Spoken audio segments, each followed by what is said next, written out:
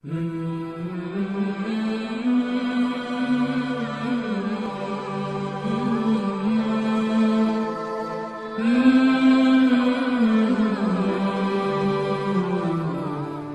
عليكم ورحمة الله تعالى وبركاته.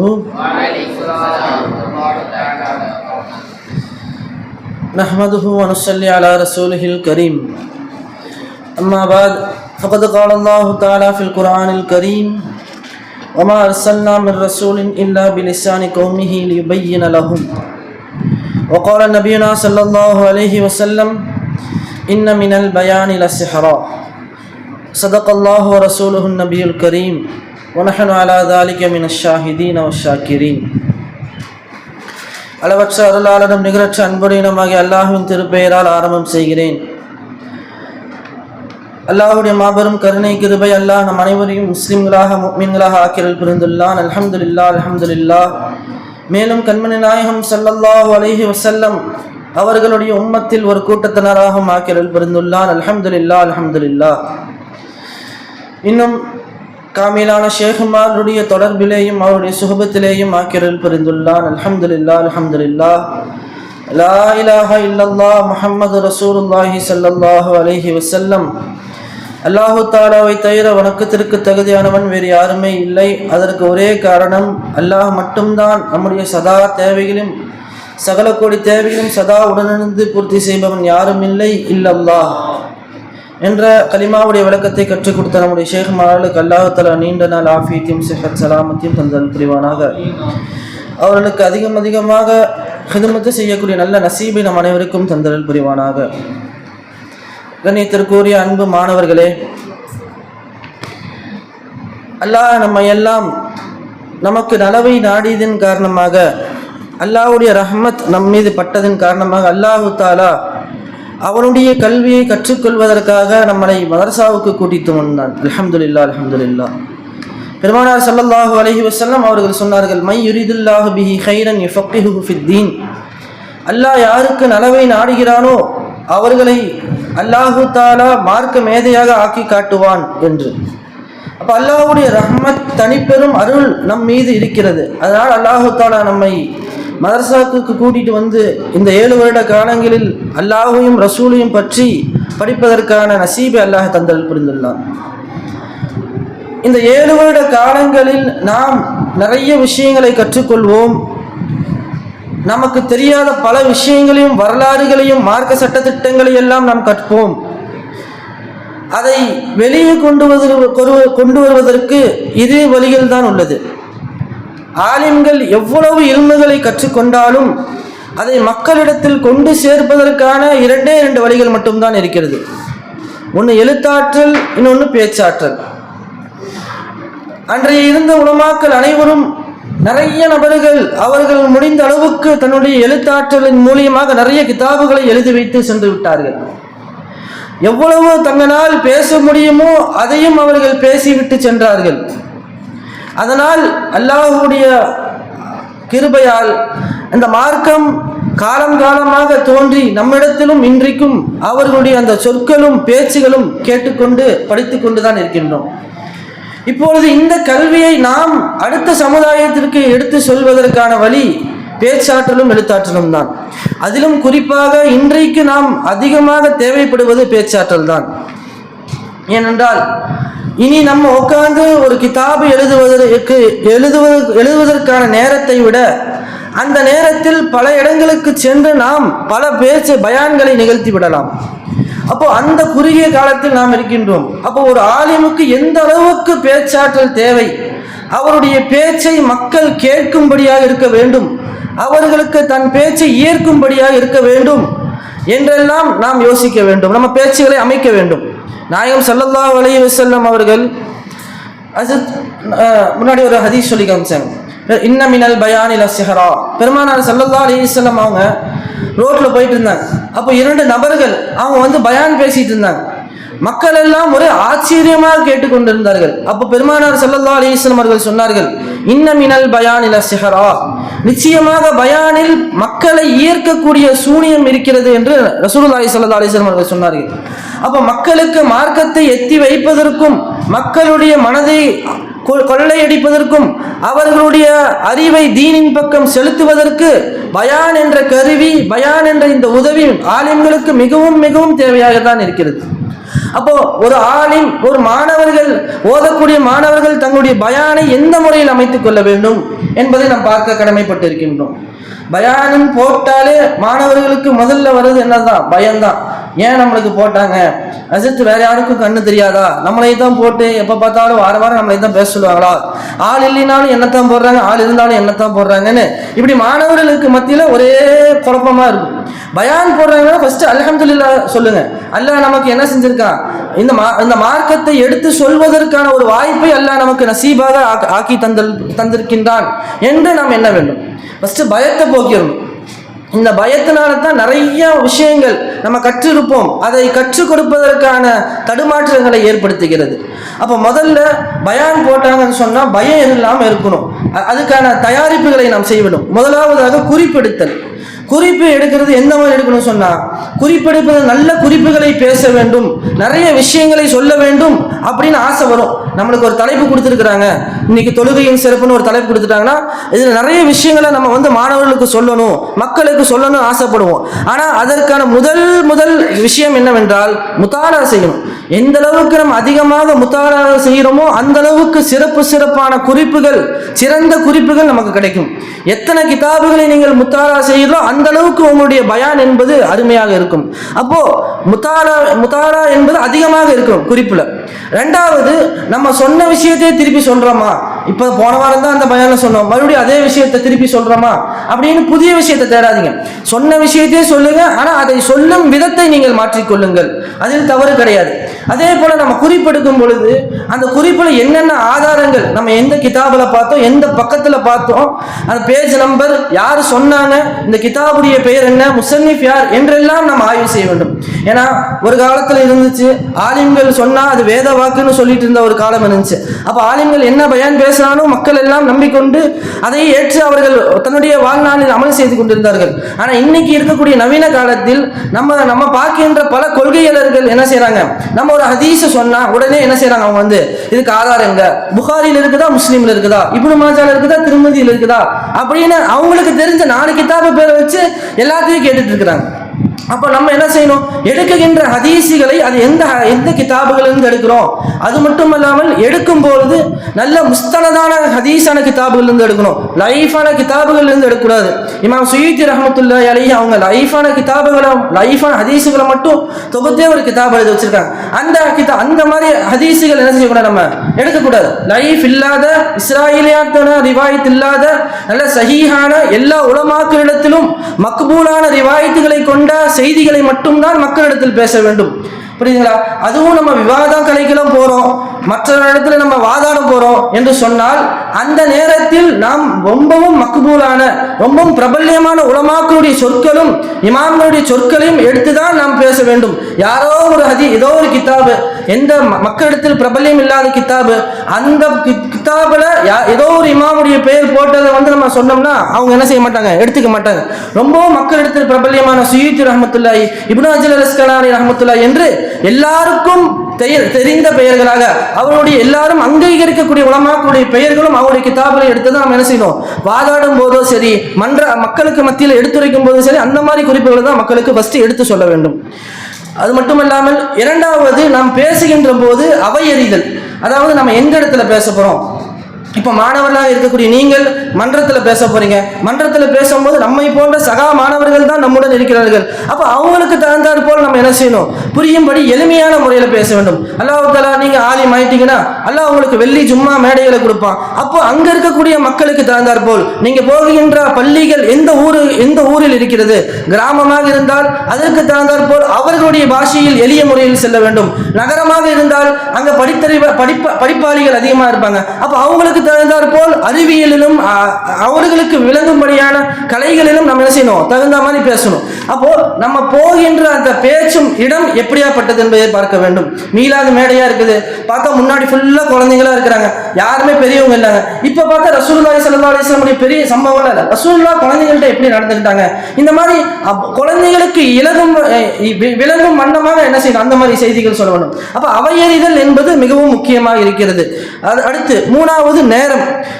கொடுக்கப்பட்ட நேரத்தில் முடிப்பது என்பது ஒரு பேச்சாளருக்கு ரொம்பவும் மிக முக்கியமானது.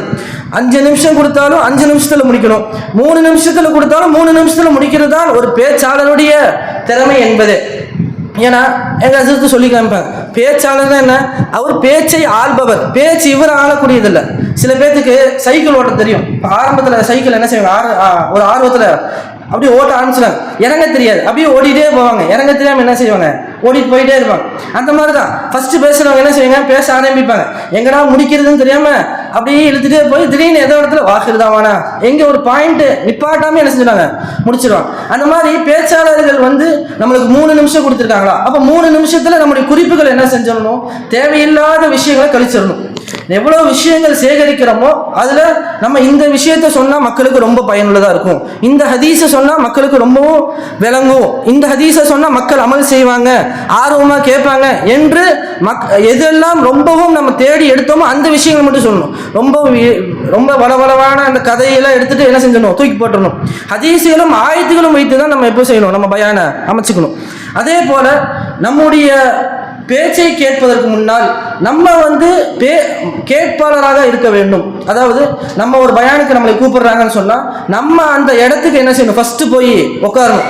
ஏன் அப்படி சொல்றாங்கன்னா, சர்க்கார் நாயகம் சொல்லி காமிச்சாங்க, நம்ம ஒரு இடத்துக்கு ஃபர்ஸ்ட் போய் உட்காரனால நம்மளுக்கு என்ன ஃபாய்தானா, ஒரு பேச்சாளர் அங்க பேசுவார், அவர் பேசும்போது மக்களுடைய அந்த கவனிப்பு எப்படி இருக்கிறது, அவர் பயான்ல என்ன செய்யறாரு, பயான்ல என்ன தவறு செய்வதால் மக்கள் கவனிக்காம இருக்கிறாங்க. சில பேச்சாளர்கள் பேசுவாங்க, மக்கள்கள் ரொம்ப ஆர்வமா கவனிப்பாங்க, அப்போ இவங்க பேச்சுல என்ன இருக்குது, என்ன நடைமுறை கொண்டு வந்திருக்கிறாங்க என்றெல்லாம் கவனிக்கக்கூடிய அந்த வாய்ப்பு நீங்க முன்னாடியே போய் உட்கார்ந்தா உங்களுக்கு கிடைக்கும். அதனால உங்களுக்கு பயான் போட்ட இந்த கடைசி நேரத்தில் வராம ஃபர்ஸ்ட் என்ன செய்யணும், நம்ம பயானுக்கு போய் உட்காரணும். அஞ்சாவது, நம்ம அந்த உரை நம்ம நிகழ்த்தக்கூடிய அந்த பயான் என்பது எப்படி இருக்க வேண்டும். ஹஜ்ரத் சொல்லி காமிச்சாங்க முன்னாடி, எந்த பயானாக இருக்கட்டும், முஸ்லிம் ஷரீஃப்ல வரக்கூடிய ஒரு ஹதீஸ், அப்துல்லா இப்னு அப்பாஸ் ரலியல்லாஹு அவங்க அறிவிக்கிறாங்க, பெருமானார் அதான் அவங்க சொன்ன ஹஜ்ரத் சொல்லி காமிச்சாங்களே, பெருமானார் ஸல்லல்லாஹு அலைஹி வஸல்லம் அவங்களுக்கு சூனியம் வைக்கிறதுக்காக ஒரு நபர் வந்தார். அந்த நபர் பேர் லம்மாத் இப்னு ஸஅலபா அல்-அஸ்தி. அவங்க ரசூலுல்லாஹ்வுக்கு சூனியம் வைக்கலான்னு வந்தாங்க. ஆனா பெருமானார் ஸல்லல்லாஹு அலைஹி வஸல்லம் பார்த்து என்ன செஞ்சாங்க, இன்னல் ஹம்தலில்லாஹ் நஹ்மதுஹு வ நஸ்தஈனுஹு வ நஸ்தக்ஃபிருஹு வ நுமினு பிஹி வ நதவக்கலு அலைஹி என்ற அந்த ஹம்து ஸலவாத்தை ரசூலுல்லாஹி ஸல்லல்லாஹு அலைஹி வஸல்லம் ஓதுனனுமே அந்த சஹாபி மறுபடியும் கேட்குறாங்க, யா ரசூலுல்லாஹ் மறுபடியும் அதை சொல்லுங்க. மறுபடியும் ரசூலுல்லாஹ் ஓதுனாங்க, மறுபடியும் கேட்டாங்க, மறுபடியும் சொன்னாங்க. உடனே நான் எத்தனையோ சூனியர்களுடைய சொல்லை கேட்டிருக்கின்றேன், இந்த குறி சொல்பவருடைய சொல்லை கேட்டிருக்கின்றேன், ஆனா அவங்க சொல்லலாம் இதே போல இல்லை. மக்கத்து காபிர்கள் உங்களை ஏதோ பைத்தியக்காரன்னு சொன்னாங்க, உண்மையான பைத்தியக்காரங்க அவங்க தான் அப்படின்னு அந்த லம்மாத் இப்னு ஸஅலபா ரலியல்லாஹு அவங்க சொன்னாங்க. உடனே ரசூலுல்லாஹ்வுடைய கையை பிடிச்சு அவங்க இஸ்லாம் ஆயிட்டாங்க. காரணம், அல்லாஹ்வுடைய ரசூலுல்லாஹ்வுடைய சொற்கள் என்பது கண்டிப்பாக மனிதர்களுடைய உள்ளத்தை தொடக்கூடியதாகத்தான் இருக்க வேண்டும். அப்போ முதலாவதாக எப்பொழுது நம் பயான் ஆரம்பிக்கும் போது அல்லாஹ்வையும் ரசூலையும் புகழ வேண்டும். ரெண்டாவது, நம்ம பேசக்கூடிய பயான்களில் ஆயத்த ஹதீஸுகள் குறைந்தபட்சமாக இருக்க வேண்டும். சும்மா நம்ம பயான் பேச சொல்லிட்டாங்கன்னு என்னது ஒரே வரலாறா சொல்றது, அல்லது தன்னுடைய வாழ்க்கை வரலாறு சொல்றது, அல்லது என்னது கட்டுக்கதைகள் சொல்வது, இவ்வாறெல்லாம் இருக்கக்கூடாது. ஆயத்த ஹதீஸுகள் இருக்கக்கூடிய பயானில் கண்டிப்பாக பிரதிபலிப்பு இருக்கும். காரணம், அல்லாஹ்வுடைய ரசூலுல்லாஹ்வுடைய சொற்களுக்கு கண்டிப்பாக அசர் ஏற்படுத்தக்கூடிய தன்மை இருக்கிறது. அஷ்ரஃப் அலி தானவி ரஹ்மத்துல்லாஹி கிட்ட ஒரு நபர் வந்தா அவன் அஷ்ரஃப் அலி தானவி ரஹ்மத்துல்லாஹி சில பேருக்கு ஓதி விட்டுருந்தாங்க. அப்போ என்ன ஓதி விட்டாதான் என்னது அது உங்களுக்கு அதனால பிரயோஜனம் கிடைக்குமா, அதனுடைய பயன் இருக்குமா அப்படின்னு கேட்டாங்க. வார்த்தைகளுக்கு என்ன பிரயோஜனம் இருக்குது அப்படின்னு கேட்டாங்க. அப்போ உடனே அஷ்ரஃப் அலி தானவி கொஞ்சம் அமைதியாக இருந்துட்டு அவங்கள பார்த்து திடீர்னு குரங்குன்னு சொன்னாங்க. அவனுக்கு அப்படியே கொஞ்சம் கோபமாயிருச்சு. அப்புறம் திடீர்னு எருமைன்னு சொன்னாங்க. அப்படியே அவன் மூஞ்சி செவந்துருச்சு. அடுத்து அப்படியே அவங்கள திட்ட ஆரம்பிக்கிறாங்க. திட்ட ஆரம்பிக்க அவனுடைய மூஞ்சி அப்படியே என்னது வெள்ளையார மூஞ்சி அப்படியே சவப்பாக மாறிடுச்சு. உடனே என்ன சும்மா இருங்க, என்ன திட்டுறீங்க, ஒரு கேள்வி கேட்டால் இப்படி தான் நீங்கள் திட்டுவீங்களா அப்படின்னு அந்த வந்த நபர் அஷ்ரஃப் அலி தானி ரஹ்மத்துல்லாஹி பார்த்து சொன்னோம். அப்போ அஷ்ரஃப் அலி தானி ரஹ்மத்துல்லாஹி அவங்க சொன்னாங்க, சாதாரண வார்த்தைகள் சொல்லும் போதே உன்னுடைய உடல்ல இந்த அளவுக்கு அசரை ஏற்படுத்துதுன்னு சொன்னால், அல்லாஹ்வுடைய ரசூலுல்லாஹ்வுடைய சொற்களை சொல்லும் போது மனிதனுடைய உள்ளத்தில் அசர் ஏற்படுத்தாதா? அப்போ நம்முடைய பயான்கள்ல ஆயத்த ஹதீஸுகளை சேர்க்கும் பொழுது கண்டிப்பாக அந்த பயான்ல என்ன செய்யும், மக்களுடைய உள்ளத்தை அசர் ஏற்படுத்தக்கூடியதாக இருக்கும். அப்போ நம்ம பயான்ல என்ன செய்யணும், ஆயத்த ஹதீஸுகளை அதிகமாக வச்சுக்கணும். அடுத்து மூணாவது, நல்ல முறையில் தமிழ் பேச வேண்டும், செந்தமிழில் பேச வேண்டும். செந்தமிழ்னா ரொம்ப திருவள்ளுவர் பேச்சின பேச அந்த மாதிரி இல்லை, நம்ம மக்களுக்கு புரியும்படியமான இலகுவான தெளிவான பேச்சுகளை பேச வேண்டும். புரியுதுங்களா?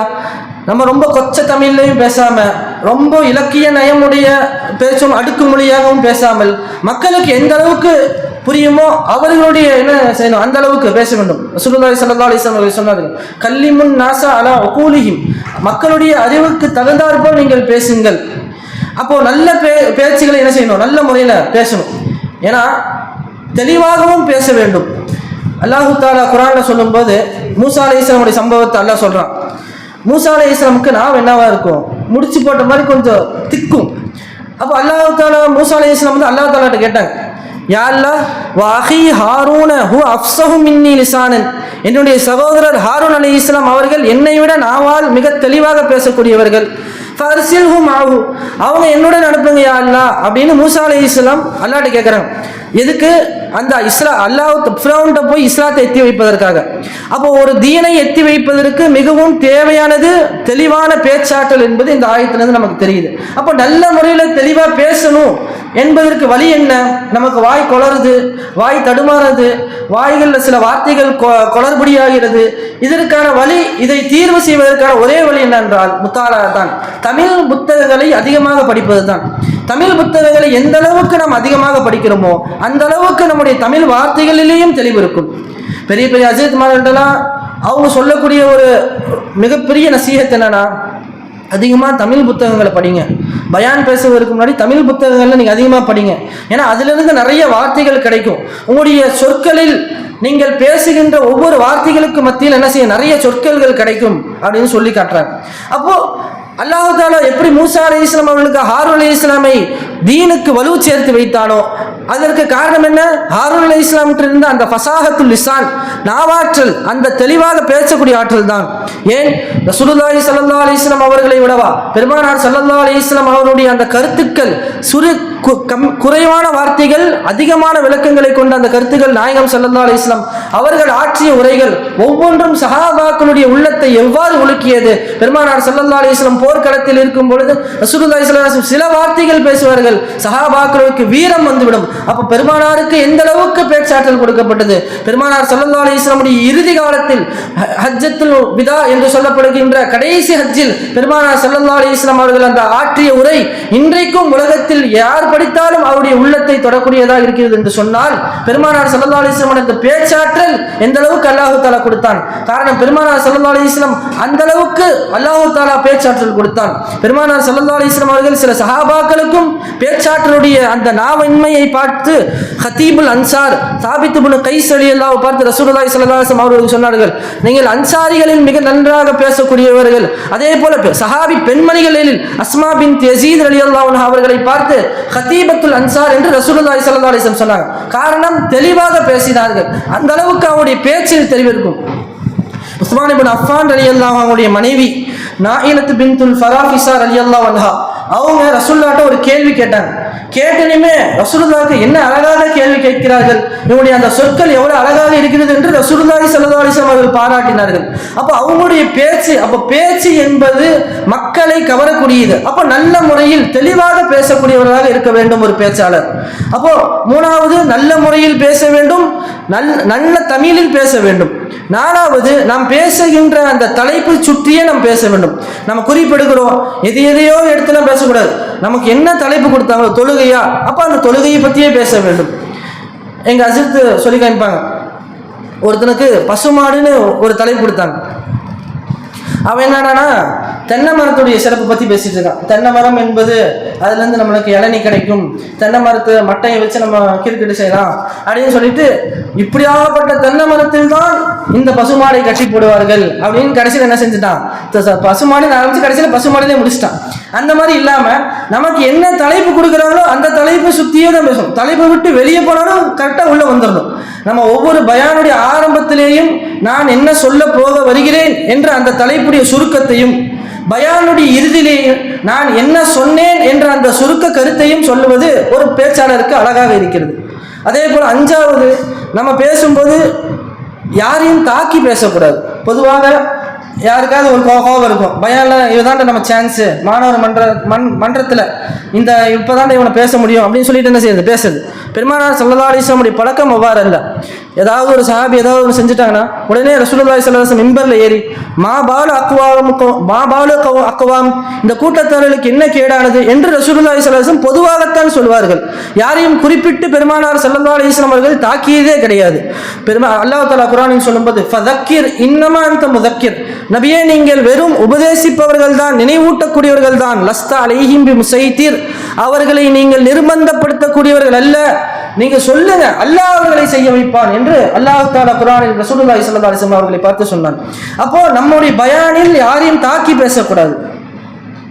ஏழாவது, நாம் பேசும்போது மென்மையாக பேச வேண்டும். எந்த அளவுக்கு நம்ம மென்மையாக பேசணுமோ அந்த அளவுக்கு பேச வேண்டும்.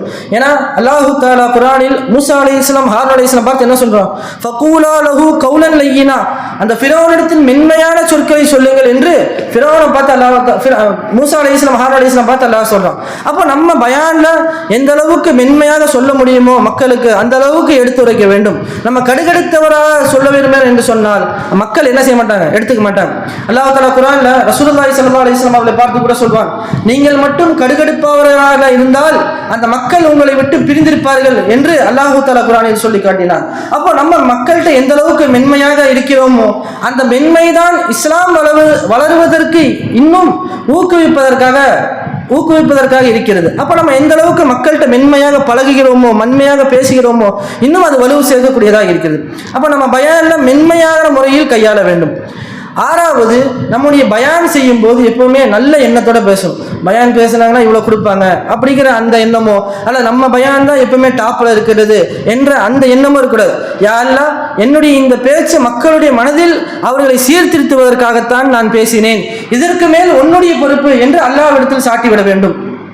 ஏன்னா ஹதீபுல் அன்பியா ஷுஐப் அலைஹிஸ்ஸலாம் அவங்க இந்த அவங்களுடைய கூட்டத்தார்களுக்கு பற்றி பேசும்போது அல்லாஹ் தஆலா குர்ஆனில் ஒரு வசனத்தை சொல்கின்றான், வமா உரீது அன் உகாலிஃபகும் இலா மா அன்ஹாகும் அன்ஹு இன் உரீது இல்லல் இஸ்லாஹ மஸ்ததஅது, உங்களுக்கு நான் எந்த விஷயத்தை தடுத்தேனோ அதை செய்வதற்கு நானும் விரும்பவில்லை, அதே போல நான் செய்கின்ற இந்த உபதேசம் உங்களுக்கு சீர்திருத்துவதை தவிர வேறு எதுவும் இல்லை என்று ஹஸ்ரத் ஷுஐப் அலைஹிஸ்ஸலாம் அவர்கள் சொல்லிவிட்டு, வமா தௌஃபீகி இல்லா பில்லாஹ், இந்த உங்களை சீர்திருத்துவது எனக்கு அல்லாஹ்வுடைய உதவியை தவிர வேறு எதுவும் இல்லை என்று ஷுஐப் அலைஹிஸ்ஸலாம் 3 செய்திகளை இங்கே சொன்னார்கள். ஒன்று, நீங்கள் உங்களை எதை நான் தடுக்கிறேனோ, அல்லாஹ்னா எது உங்களுக்கு தடுக்க சொல்லி என் மூலியமாக நான் உங்களை தடுத்தேனோ அதை நானும் செய்வது போவதில்லை, அதே போல நான் செய்கின்ற இந்த பிரசங்கமும் என்ன இல்லை உங்களுக்கு சீர்திருத்தக்கூடியதாக தவிர வேறு எதுவும் இல்லை, அல்லாஹ் தான் எனக்கு உதவி அல்லாஹ்வை தவிர வேறு யாரும் எனக்கு உதவி செய்ய போவதில்லை என்று 3 விஷயங்களை ஹஸ்ரத் ஷுஐப் அலைஹிஸ்ஸலாம் அவங்க சொன்னாங்க. அப்போ நம்ம பயான் பேசும்போது என்னுடைய திறமை இல்லை, எங்க சர்க்கார் சொல்லி கேட்பாங்க, நீ பயான் பேசுறதுக்கு முன்னாடி நீ ஃபர்ஸ்ட் நான் ஜாஹிலுங்கிறது உணரு, அல்லாஹ் உனக்கு இல்மு கொடுப்பான், நான் அபுகாமுங்கிறது உணரு, அல்லாஹ் உனக்கு கலாம கொடுப்பான் அப்படின்னு அவங்க பயான் பேசுறதுக்கு முன்னாடி இந்த 2 சிஃபத் அதிகமாக ஞாபகப்படுத்து அப்படின்னு சொல்லி காமிப்பாங்க. அப்போ ஹஸ்ரத் ஷுஐப் அலைஹிஸ்ஸலாம் அவங்க சொன்னது மாதிரி என்ன செய்யணும், நம்ம பேசுகின்ற இந்த பேச்சு அல்லாஹ்வால் சீர்திருத்தப்படுத்தக்கூடியது தான் இந்த பேச்சு, நம்முடைய பேச்சுக்கு எந்த ஒரு மதிப்பும் இல்லை. இன்னும் ஷாஃபி ரஹ்மத்துல்லாஹி அவங்க சில பயான்கள் பேசி விட்டுட்டு அவங்க அல்லாஹ்ட்ட துஆ செய்வாங்க, யா அல்லாஹ் நான் பேசிய இந்த பேச்சை இந்த மக்களுக்கு மனதில் வச்சிரு, இந்த பேச்சாளருடைய நினைப்பை நீ போக்கிவிடு, அதாவது நான் பேசின கருத்துக்கள் எல்லாம் மக்களுடைய மனதில் நீ பதித்து வைத்து விடு, அவங்க மனநம் செஞ்சுக்கணும். ஆனா யார் பேசினாங்கிறத நீ மறக்கடிச்சிருன்னு ஹஸ்ரத் ஷாஃபி ரஹ்மத்துல்லாஹி தன்னையே மக்களுக்கு மத்தியில் மறக்கடிக்கும்படி துவா செஞ்சாங்கன்னு சொல்லி கிதாப் எழுதுறாங்க. அப்ப அன்பர்களே, நம்முடைய பேசும்போது நீயே எந்த அளவுக்கு இருக்கணும் அப்படின்னு, இந்த உலக ஆசைகள் இல்லாமல் அல்லாஹ்வுக்காக நான் பேசுகிறேன் என்ற எண்ணம் மிகைத்திருக்க இருக்க வேண்டும். அடுத்து நம்ம பேசுகின்ற பேச்சில் கடைசியாக அந்த எதை பற்றி பேசுகிறோமோ அதனுடைய செயல் நம்ம இடத்தில் இருக்க வேண்டும், தக்குவா இருக்க வேண்டும் என்று எழுதுகிறார்கள். ஏன்னா ஆலிம்கள் நிறைய பேசுகிறார்கள், மறுமையில் அல்லாஹ் தஆலா ஆலிம்களை போட்டு என்ன செய்வான், அதாபு செஞ்சுட்டு இருப்பாங்க. அப்போ ஒரு கூட்டத்தினர்கள் வந்து கேட்பாங்க, மன் அன்தும், நீங்கள் யார் என்று கேட்பார்கள். குன்னா நஅமுருல் பில் கைர், நாங்கள் நன்மையை ஏவிட்டு இருந்தோம், வலா நஅதீஹி, ஆனால் அந்த நன்மையை நாங்கள் செய்யலை. வகுன்னா நன்ஹா பிஷ்ஷர், நாங்கள் தீமையை தடுத்துட்டு கொண்டிருந்தோம், வனஅதீஹி, ஆனால் அந்த தீமையை நாங்களே செஞ்சுட்டு இருந்தோம் என்று சொல்வார்கள். அப்போ நம்ம ஒரு விஷயம் நல்லதை ஏவுவோம், ஆனால் அந்த நல்லதை நம்ம செய்ய மாட்டோம். ஒரு தீய விஷயத்தை நாம் தடுப்போம், ஆனால் அந்த தீய விஷயத்தை நாம் செய்யவும். இந்த மாதிரி இருக்கக்கூடாது என்று எழுதுகிறார்கள். அப்போ பேச்சாளருடைய பேச்சு, அவர்களுக்கு எந்த தலைப்பு கொடுக்கிறார்களோ கொடுக்கப்பட்ட தலைப்பு அந்த நாளிலிருந்து பேசக்கூடிய அந்த நேரம் வரைக்கும் அந்த தலைப்புக்கு தகுந்தாற்போல் நம்ம என்ன செய்யணும், இருக்க வேண்டும். இப்போ உதாரணமா மௌனமின் சிறப்பு, அமைதியா என்னது அமைதியா இருப்பது, மௌனமாக இருப்பதின் சிறப்புனா முடிஞ்ச அளவுக்கு அன்னைக்கு நம்ம வீண் பேச்சு இல்லாம மாணவர்கிட்ட எந்த முறையும் நடக்கிறோமோ அந்த பேச்சுல கண்டிப்பாக என்ன செய்யும், மாணவர்களுக்கு ஒரு அசர் ஏற்படுத்தும். எங்க அசத்து சொல்லி காமிச்சாங்க, எப்பவுமே நீங்க பயான் பேசுவதற்கு முன்னாடி அந்த பயான் பேசனுடைய குறிப்புகளை நீங்க உங்களுடைய வாழ்க்கையில கொண்டு வாங்க. அந்த பயானுக்கு நீங்க ரூஹு கொடுங்க, அப்பதான் உங்களுடைய பயான் ரூஹுல் பயானா இருக்கும் அப்படின்னு எங்க அசத்து சொல்லி காமிச்சாங்க. அப்ப நம்முடைய பேச்சை எந்த மாதிரி நம்ம அமைக்கிறோமோ, நம்ம எப்படி வாழ்கிறோமோ அந்த நாம் மக்களிடத்தில் சொன்னால் அது அவருடைய வாழ்க்கையில் வந்துவிடும். வலிமார்களுடைய பேச்சுகள் எல்லாம் அவ்வாறு தான் இருந்தது. அவர்கள் தன்னுடைய வாழ்க்கையில் இருந்துதான் அவர்களுடைய குறிப்பை எடுத்து மக்களுக்கு சொன்னார்கள். அதை கேட்டுதான் பல வலிமார்கள் உருவானார்கள். அப்போ நம்முடைய பேச்சாளருக்கு அவங்க தக்குவா எந்த அளவுக்கு இருக்கிறது, அல்லாஹ்வை எந்த அளவுக்கு பயப்படுகிறார்கள், அவங்க எந்த அளவுக்கு அதில் அமல் செய்கிறாங்க என்பதை பார்க்க வேண்டும். அப்போ அன்பர்களே, நாம எதெல்லாம் கேட்டோமோ, இப்ப இத்தனை விஷயங்கள் சொன்னோம். இதுல கடைசியா நம்ம ஒரு விஷயத்தை எழுதுறாங்க கிதாபில், நம்ம என்னதான் பயான் பேசினாலும் நீங்க என்னது மூசா அலைஹிஸ்ஸலாம் ஹாரூன் அலைஹிஸ்ஸலாம் விட சிறந்தவர் இல்லை, உங்களுக்கு முன்னாடி இருக்கிறவங்க யாரும் இல்லை, ஃபிரௌனை விட மிக கெட்டவனாகவும் இல்லை. அதனால நீங்க எந்த அளவுக்கு நீங்க அவங்களுக்கு தீனை எத்தி வைக்க முடியுமோ எத்தி வைங்க, அல்லாஹ் உங்களுக்கு உதவி செய்வான் என்று கிதாபுகள் எழுதுறாங்க. அப்போ ஒரு பேச்சாளருடைய அவங்களுடைய மிக குறிப்பிட்ட தன்மை என்னவா இருக்கணும்னா, பெருமானார் ஸல்லல்லாஹு அலைஹி வஸல்லம் அவங்க சொல்றாங்க, இன்ன மினல் பயானி லசிஹ்ரா, பயான்ல தான் பிற மக்களை என்ன செய்ய முடியும், ஏற்க முடியும். அப்போ ஆலிம்களுக்கு மிகவும் தேவையானது இந்த பேச்சு தான். இந்த பேச்சு முறையை தான் என்ன செய்ய முடியும், தீனை வளர்க்க முடியும். அப்ப அல்லாஹ் தஆலா அந்த பேச்சை நல்ல முறையில் பேசக்கூடிய தௌஃபீக்கையும் அல்லாஹ் தஆலா எனக்கும் உங்களுக்கும் தந்தல் புரிவானாக. குறிப்பாக சர்க்கார் நாயகம் சொல்லி காமிப்பாங்க, எந்த பயான் பேசுவதற்கு முன்னாடி கொஞ்சம் போய் நீங்க என்ன செய்யுங்க, உட்காந்து ஃபாஸ்ட் அண்ட் ஃபாஸ்ட் செய்யுங்க, அல்லாஹ் தஆலா அந்த பேச்சுல என்ன செய்வான், ஒரு ரூஹு கொடுப்பான் என்று மக்கள் மத்தியில் அது அசர் ஏற்படுத்தக்கூடிய நசீபை தருவான் அப்படின்னு சர்க்கார் நாயகம் சொல்லி காமிச்சாங்க. அந்த பாக்கியத்தை அல்லாஹ் தஆலா எனக்கும் அனைவருக்கும் தந்தல் புரிவானாக. வாஹிரு தஅவானா அல்ஹம்துலில்லாஹி ரப்பில் ஆலமீன். அஸ்ஸலாமு அலைக்கும் வரஹ்மத்துல்லாஹி தஆலா வபரகாத்துஹு.